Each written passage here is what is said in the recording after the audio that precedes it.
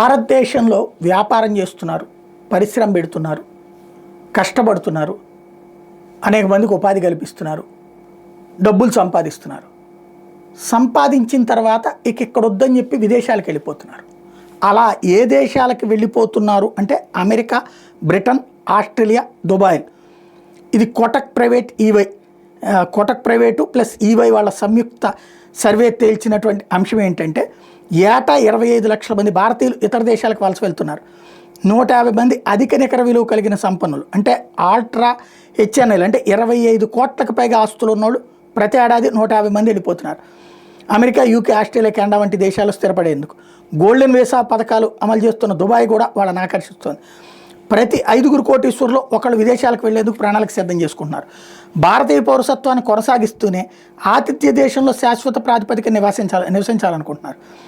ఎందుకు వీటిలలో అంటే ఎక్కువ మంది ఓ రకంగా చెప్పాలంటే పారిపోయే పరిస్థితులే కారణమవుతుంది.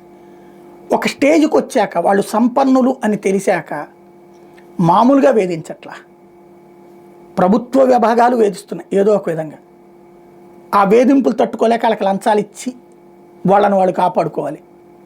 వీళ్ళకి రాజకీయ నాయకులకు పలుకుబడి ఉందనుకోండి, ఆ రాజకీయ నాయకుడు తన పలుకుబడిని ఉపయోగించి వీళ్ళని ప్రభుత్వ ఉద్యోగుల నుంచి కాపాడతాడు.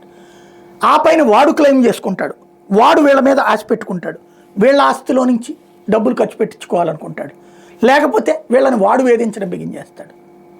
సెక్యూరిటీ కరువు అవుతుంది.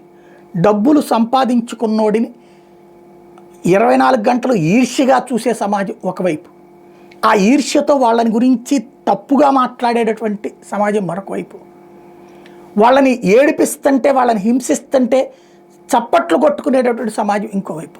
వీటన్నిటి ఫలితం ఇక్కడ పలువురికి ఉపాధి కల్పించి ఇక్కడ సంపాదించుకున్నోళ్ళు విదేశాలకు వెళ్ళిపోయి ఇక స్థిరంగా ప్రశాంతం కూర్చుందాం అనుకునేటువంటి. సరే, అది మంచిదే అంటే నా దృష్టిలో మంచిదేం కాదు, అక్కడైనా కష్టపడాల్సిందే. కాకపోతే అట్లాంటి వాళ్ళ విషయంలో ఆలోచించాలి మనం. ఒక ప్రశాంత వాతావరణాన్ని కల్పించగలగాలి ఈ దేశంలో. సంపాదించుకునేటటువంటి వాడు సేఫ్గా ఉండాలి, వాళ్ళ వల్ల జనం కూడా సేఫ్గా ఉండాలన్నటువంటి రూట్లో పోవాలి.